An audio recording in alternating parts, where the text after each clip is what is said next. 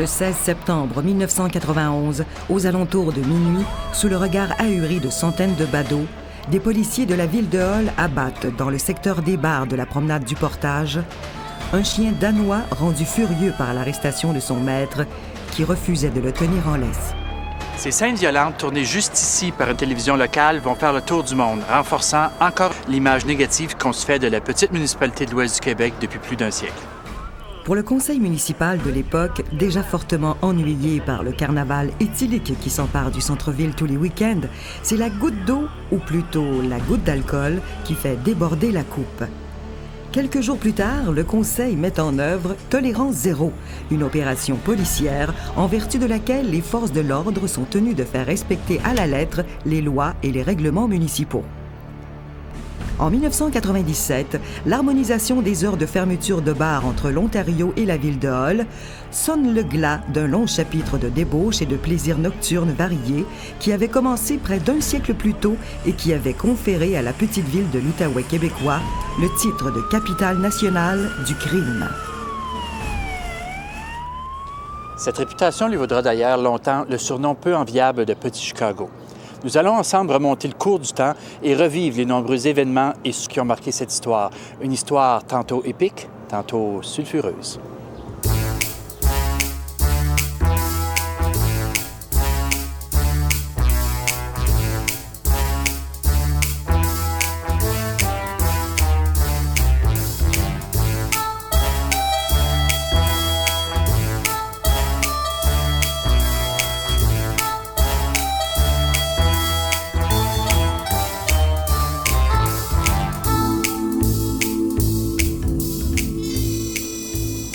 Nous venons de traverser le pont Alexandra, aussi connu sous le nom de pont interprovincial, qui enjambe la rivière des Outaouais, frontière naturelle entre l'Ontario et le Québec. Nous sommes ici au cœur de la région frontalière la plus populeuse de tout le Canada. En effet, plus d'1 million de personnes s'y côtoient quotidiennement. Cette rivière marque aussi une ligne de démarcation entre deux paysages bien distincts. L'un de plaine, du côté ontarien, l'autre de collines, de lacs et de rivières du côté québécois. C'est en raison de ces paysages que l'Outaouais québécois constitue, dès la fin du 19e siècle, un terrain de jeu par excellence pour les activités de plein air des Ontariens les plus fortunés. La rive québécoise accueille aussi une clientèle bien différente, une clientèle attirée par les plaisirs moins bucoliques offerts par les cabarets, boîtes de nuit, maisons de jeux et de prostitution qui deviennent, bien malgré elles, la marque de commerce de la ville de Hull durant près d'un siècle. Au 19e siècle, Hull, c'est une ville du bois. Et qu'est-ce qu'ils font, les bûcherons, quand ils sont de passage à Hull? Ils viennent prendre un coup. Et les gens dans les buvettes, qui savaient très bien que ces bûcherons-là avaient les poches pleines de dollars, on en voulait de ces dollars-là. Hein? La petite ville ouvrière de Hull prend alors pour ses hommes le nom de Happy Town, par opposition à l'austère Bytown, nom que porte alors la ville d'Ottawa. Mais on n'est pas encore à une lutte entre les deux côtés de la rivière des Outaouais, parce que jusqu'en 1967, Ottawa et le village de Wrightville, à l'époque qui va devenir Hull, sont quasiment dans la même province parce que c'est l'Union des Canada. C'est en effet le destin, ou si vous préférez la reine Victoria, qui va faire en sorte que la modeste petite ville ouvrière de l'ouest du Québec va se retrouver au 19e siècle face à la capitale nationale du pays, offrant ici un contraste saisissant. D'un côté, Ottawa, grande dame, prude et digne, face à Hull, la petite dévergondée. Les lois vont être différentes rapidement entre les deux provinces. Et évidemment, l'une des lois différentes qui gèrent les deux provinces, c'est les lois sur l'alcool. Et très rapidement, là, déjà dans les années 80, 1880, on va traverser du côté de Hull pour prendre un verre. Et qui dit buvette, dit tout ce que les buvettes peuvent apporter, donc aussi prostitution. Cependant, c'est à la faveur d'événements extérieurs à notre région que la ville de Hull va, par son caractère de lieu accueillant pour les fêtards, connaître une soudaine expansion. La fin du 19e siècle marque en effet une montée de la lutte contre l'intempérance en Angleterre, aux États-Unis et dans les provinces anglophones du Canada. Dès le début du siècle, la ville d'Ottawa vote des lois limitant les heures d'ouverture des bars opérant sur son territoire qui, par exemple, doivent fermer dès 19h le samedi soir. Les effets ne tardent pas à se faire sentir. En 1907, une année seulement après qu'Ottawa eut restreint l'accès à ses débits de boissons, on retrouve à Hull pratiquement 2 fois plus de débit per capita que de l'autre côté de la rivière. C'est là le début d'une tendance qui va marquer fortement l'histoire et l'image de Hull. Tout autant que l'incendie majeur du 25 avril 1900 qui détruisit en quelques heures plus de la moitié de la ville.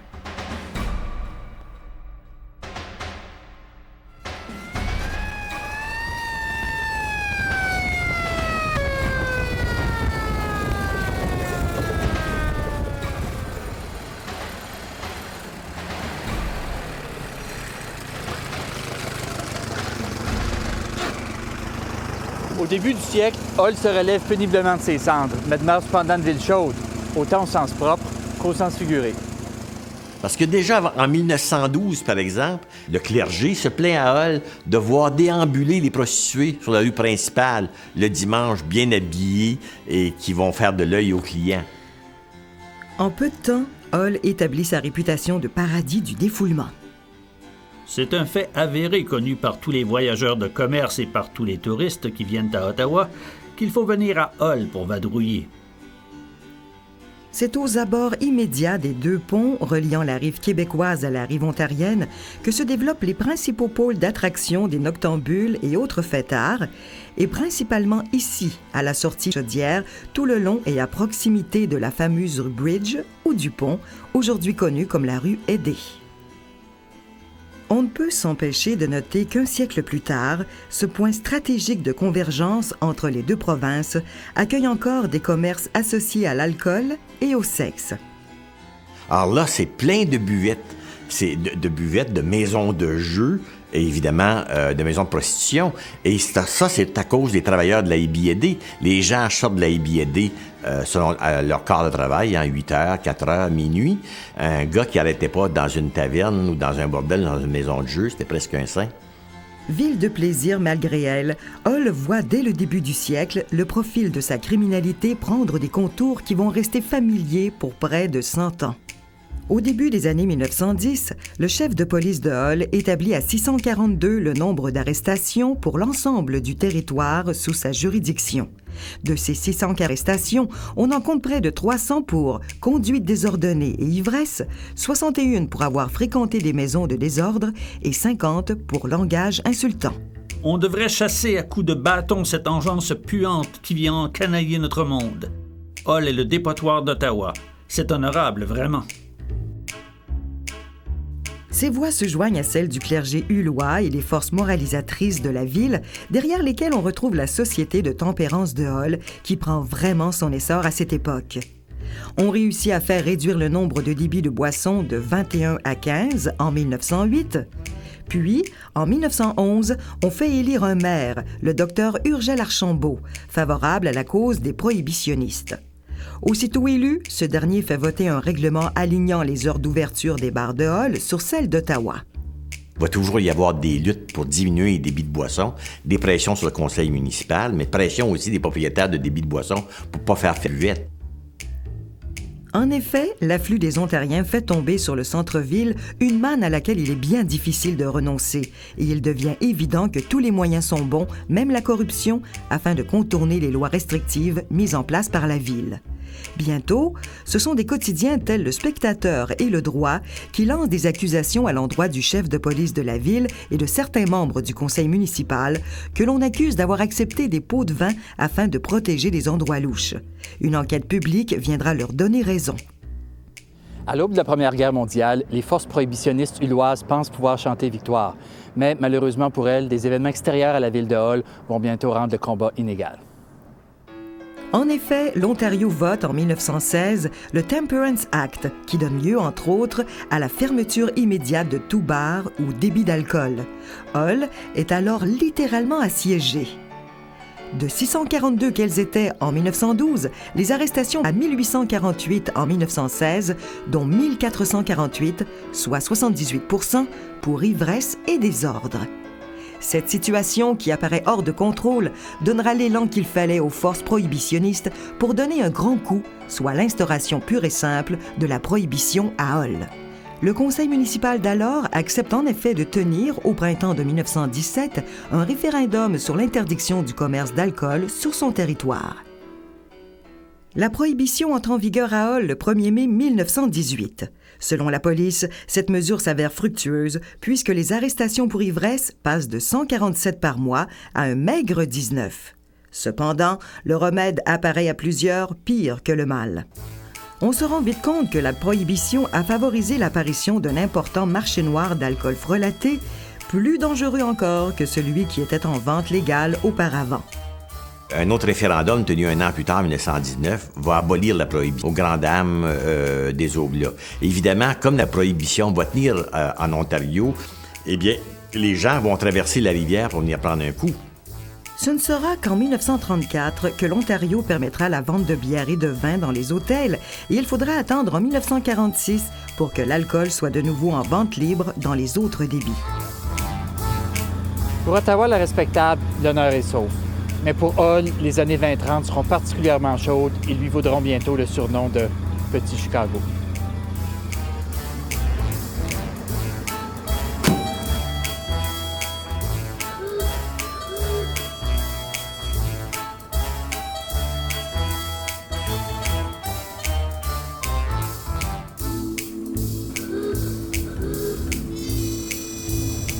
Loi prohibitive à Ottawa, défaite des prohibitionnistes à Hull, la table était donc mise pour faire de la petite ville la capitale des plaisirs nocturnes. Parce que Hull, déjà dans les années 30, a une réputation là, un peu partout au Québec et en Ontario, comme Montréal d'ailleurs. Hein. C'est vraiment le pendant de Montréal, mais en plus petit. Et évidemment, son marché, c'est le marché ontarien. Et pourquoi le petit Chicago? Ben parce que les autorités ulloises marchent de pair avec le crime organisé. Pacifique Plante ne se gêne pas pour dire que Louis Cousineau, qui était maire de Hull, a été celui qui a le plus travaillé à la construction du petit Chicago. Et beaucoup de ces gens-là tournent tous alentour du jeu. Donc, soit du jeu de la barbotte, ou soit encore des courses, parce que les preneurs au livre, il y en a un peu partout à Hull. Donc, on a une espèce de reflet de Chicago, tout en étant une ville beaucoup moins dure que Chicago, puisqu'il y a très peu de meurtres à Hull. On constate en effet que près de 90% des arrestations qui y sont effectuées le sont pour ivresse et désordre, et pour fréquentation de maisons de jeu et de prostitution désordre. Par exemple, en 1936, on dénombre à Hull 170 délits par 1000 habitants, soit 5 fois plus qu'à Trois-Rivières, une ville ouvrière de taille comparable. Ces statistiques confèrent à Hull le douteux titre de capitale provinciale, voire même nationale du crime. Et qui va étendre cette réputation-là de Hull? Bien, ce sont les journalistes de la presse parlementaire, les journalistes de Toronto de la presse parlementaire, qui sans doute, sans le crier sous les toits, fréquentent ces maisons de jeu-là puis ces bordels-là.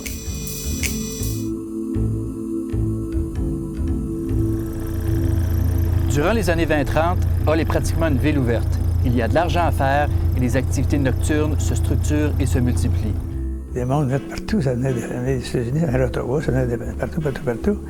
Puis ça se fait vite, c'est une réputation où il y a des femmes de vie, je veux dire, des femmes aux mœurs légères.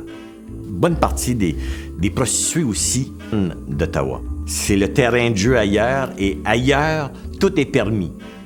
Bien sûr, le clergé et une partie de la population ulloise s'insurgent contre un tel état de fait. On s'en prend à plusieurs reprises aux édiles municipaux, que l'on accuse de corruption et de protection, et qui répliquent toujours en protestant de leur innocence. On s'en prend aussi au corps policier. Comment, en effet, expliquer que l'on arrête constamment des personnes pour avoir fréquenté des maisons de paris illégaux et de prostitution, sans pour cela que les propriétaires en soient inquiétés? La contestation culmine au début des années 40. 3 arguments particuliers sont mis de l'avant par le clergé et les forces moralisatrices afin que cessent les bacchanales nocturnes à Hull. Tout d'abord, on s'inquiète des dangers moraux qui guettent les habitants de la ville, sa jeunesse en particulier. On se plaint ensuite de la réputation peu enviable que l'on fait à la ville et à ses habitants. Certains proposent même d'en changer le nom. Et enfin, suite à la crise économique qui a durement touché la communauté, on craint que cette mauvaise image n'effraie les investisseurs potentiels. un regroupement de citoyens s'emploie à faire circuler une pétition demandant aux autorités municipales et même provinciales d'intervenir dans les plus brefs délais afin de rétablir l'ordre dans la ville. Appuyée par le clergé et l'éditorialiste du droit, l'association de citoyens arrive à faire signer la pétition à 17 000 adultes, ce qui correspond au nombre absolu d'électeurs sur le territoire de Hull.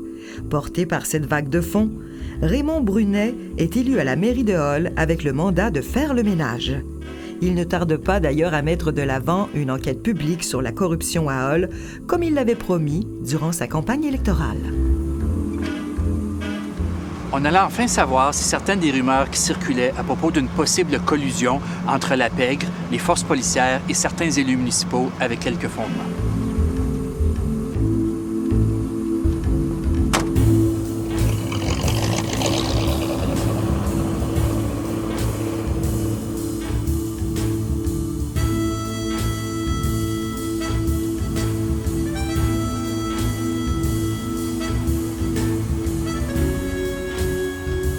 Jusqu'aux années 70, s'élevait juste ici l'ancien hôtel de ville de Hull. Ces murs partis en fumée furent témoins, durant les années 30, de jeux de coulisses plutôt louches entre tenanciers de lieux de plaisir illicites et certains élus municipaux parmi les plus influents.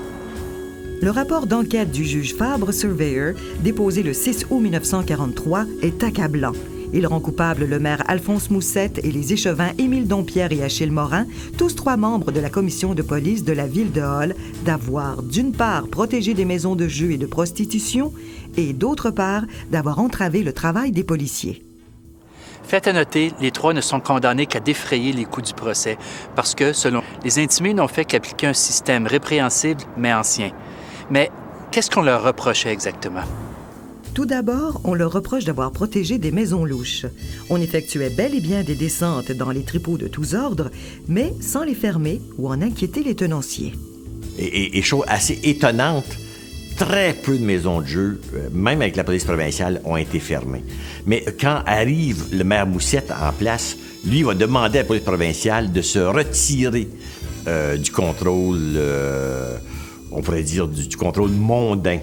Lorsque la police provinciale effectuait des arrestations, les accusés étaient cités à procès. Lorsque la police municipale, elle, effectuait une arrestation, le client devait payer une amende, sorte de taxe sur le vice, qui allait directement dans les coffres de la ville. C'est cependant au niveau de l'entrave au travail des policiers que l'accusation révèle à quel point le conseil municipal d'alors collaborait avec le monde interlocutoire. C'est en effet le comité de police présidé par le maire Moussette qui dictait au chef de police les endroits et les heures où celui-ci était habilité à effectuer des descentes. Le système mis en place était que la police appelait les maisons de jeu, les bordels, avant d'aller faire le raid, de sorte que quand on arrivait sur place, il n'y avait rien à saisir, personne à arrêter. Lors de l'enquête, on apprend par exemple qu'à la suite d'une descente dans des maisons de jeu illégales, le chef de police Marangère, alors qu'il soupe chez lui, reçoit la visite de Joseph Barnabé, propriétaire de nombreux bars, dont le fameux Café Frontenac, une maison de Paris, principal foyer du vice à Hull, selon le juge enquêteur. Barnabé reproche alors au chef de police d'avoir effectué ces descentes sans l'aval du maire. Le chef est rabroué par Alphonse Moussette dès le lendemain matin et mis à la porte peu après. Sans imaginer le pouvoir que les gens, les propriétaires de buvettes, de maisons de jeu, avaient au conseil municipal. En 1937, la ville embauche un nouveau chef de police, Adrien Robert. Les conditions d'engagement du chef de police sont discutées lors d'une rencontre tenue entre Adrien Robert, le maire Moussette et Joseph Barnabé. Malgré son zèle, cet incorruptible qu'est le chef Robert verra ses efforts contrecarrés à plusieurs reprises par des membres du conseil. Alphonse Moussette n'est pas celui qui a commencé à mettre en place le vice commercialisé. Il a juste continué, il a juste poussé plus loin. La campagne d'épuration des mœurs dans le centre-ville de Hull eut cependant les effets escomptés, et ce, dès l'élection du maire Brunet. Donc, on va fermer là, rapidement tout ce qui est bordel, tout ce qui est maison de jeu, tout ce qu'on appelait balle à l'huile. Et là, la ville va devenir tout à coup une ville quasiment plate. Et Alphonse Moussette, dans tout ça, eh bien, la population va oublier bien rapidement ce qui lui était reproché hier, puisqu'il est réélu en 1900 et va demeurer maire jusqu'à son décès en 1951. Et ça, c'est fascinant de voir combien la population ne retient pas les leçons du passé.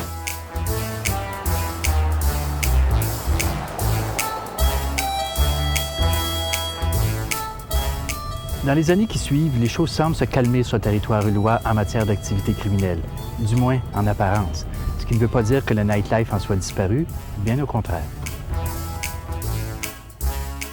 Dans les années 50, effectivement, avec tous les changements, le contrôle de la police, du conseil municipal honnête, le type de club a énormément changé. Mais durant ces années-là, il y avait beaucoup de clubs et de spectacles un peu partout. Donc, il y avait le Stand de Charles, il y avait le Club Chaudière, il y avait le Tino. Et certaines de ces salles-là vont être dans le circuit du jazz américain avec Montréal, avec Toronto. Le Standish était situé ici, tout au bout de la rue Montcalm, à l'endroit même où on retrouve aujourd'hui un hôtel et les terrasses de la Chaudière qui accueillent quotidiennement plusieurs milliers de fonctionnaires fédéraux. Faut pas oublier, Standish Hall, c'est la plus grande salle de danse au Canada à l'époque. Elle se situe dans une ville de 30 000 habitants.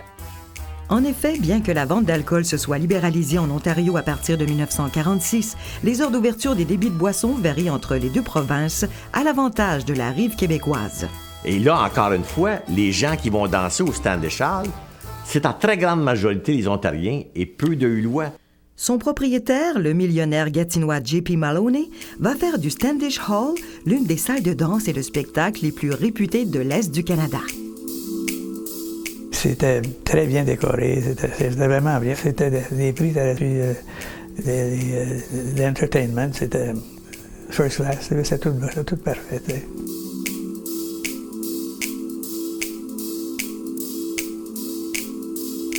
Dans ce temps-là, c'était 8 000 $, comme ça tu peux venir ici, mais c'était payé, c'était bien payé pour ce temps-là. C'était tous des orchestres américaines quasiment, hein? Duke Ellington. Louis Armstrong, que j'ai vu 2 fois, moi. J'étais assez proche de lui, là, que quand il jouait les rondes, des fois, la salive, ça revolait un peu, ça revolait sur moi.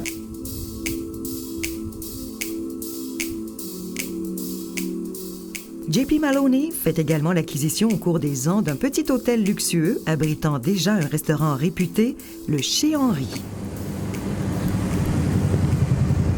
Situé devant le palais de justice où magistrats et avocats s'y réunissent souvent pour prendre un verre, le Chez Henri a lui aussi une histoire fort originale. Il y a beaucoup de clients qui nous disaient, comprends-tu, c'est à l'hôtel que les causes se réglaient, tu sais. Mais ça, c'est pas vrai. Non, les avocats arrivaient toujours le matin dans la salle à manger, comprends-tu, puis il y avait la grande table que je réservais pour eux. Et puis là, je servais toujours une bouteille de cognac au prix coûtant, par exemple, tu sais. Puis il laissait ce qu'il voulait pour le café, tu sais. Et souvent, il laissait pas grand-chose, mais ça me faisait bien parce qu'ils venaient tous manger le midi, puis tout ça, tu sais. Lieu de rencontre des juges et des avocats, mais aussi de prostituées et de travestis durant de nombreuses années, le Chez Henri a été transformé en bar et en discothèque au cours des années 1980. Parce que c'était vraiment quelque chose, cet hôtel-là. Puis je suis certain que tous ceux aussi qui ont travaillé dedans dans le longtemps, tout ça, là, ça leur ferait de la peine de voir l'hôtel s'en aller comme ça, tu sais. C'est dans cet état déplorable que l'on retrouve aujourd'hui cet édifice patrimonial qui attend depuis 1996 une nouvelle vocation.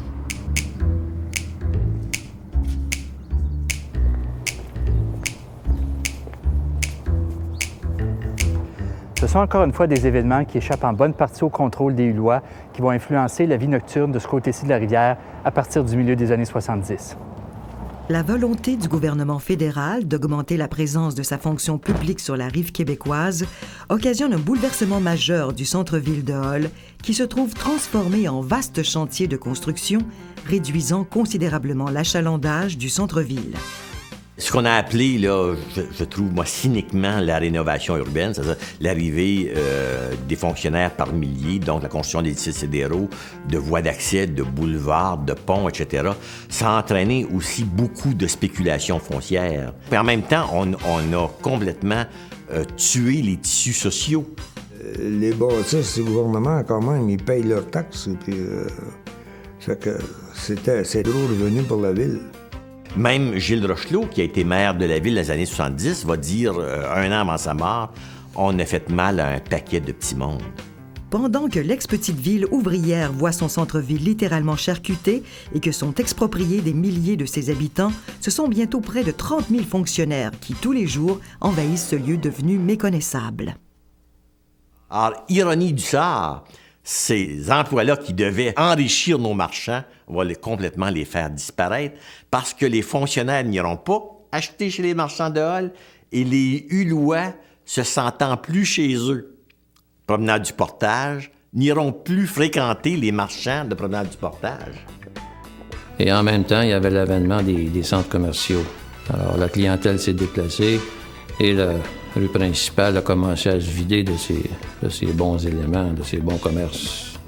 Comme l'inauguration du pont Cartier-McDonald et la construction de l'autoroute donne maintenant aux Ontariens un accès direct au secteur du boulevard Saint-Joseph, c'est vers cet endroit que va se relocaliser le pôle d'attractions festives.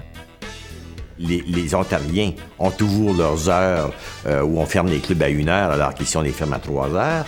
Et ça amène des Ontariens un peu partout dans la ville et la police a de la difficulté à trouver des solutions à contrôler ces clubs-là. On croit bon, alors, question de mieux contrôler les possibles débordements, de concentrer les débits de boissons dans un secteur très restreint du centre-ville. Une fois la rénovation du centre-ville complétée, au début des années 80, le conseil municipal va s'employer à y ramener une certaine activité commerciale. Le conseil décide d'y favoriser, par des règlements incitatifs, le développement de restaurants, de bars et de discothèques. Et c'est ce que le conseil municipal a fait. Et ça a été une terrible erreur. Dans l'espace de quelques temps, la première chose qu'on a su, il y en avait 54 d'ouverts. Toutes les bâtisses, il y avait un bar à peu près, là, quelque chose de là. Fait qu'on s'est aperçu que c'était pas la meilleure des solutions. Donc les gens, il y avait juste le pont à traverser. Ils traversaient soit avec la voiture, mais il y en a qui traversaient à pied, en vélo, en taxi, en autobus. Donc c'était tout près d'Ottawa pour arriver et tout près d'Ottawa pour retourner. Une bonne partie de ces gens-là arrivaient après 11 heures. Ils arrivaient déjà après avoir pris plusieurs verres de leur côté de la rivière. Rappelons-nous aussi que les jeunes d'Ontario ne pouvaient pas consommer en bas de 19 ans, donc ces jeunes-là se retrouvaient ici. Certains tenanciers, pour tirer leur épingle du jeu, prenaient des techniques, des façons de séduire une clientèle très jeune, donc d'attirer par des prix très, très bas des jeunes qui exploraient dans le monde de l'alcool, et on sait ce que c'est, tout le monde a essayé ça. Et malheureusement, le laboratoire, c'était la promenade du Portage. Hello. Welcome to Hall. Et je peux vous dire qu'il y avait des soirs dans la rue du Promenade du Portage où on retrouvait sur une distance de moins d'1 kilomètre 5, 6, 7 000 personnes. C'était mur à mur du monde, mur à mur. Oui, en ce temps-là. Il y avait des bars partout sur la principale ici. Là. Ça roulait. Il y avait du monde en masse, puis le gros party à Hall.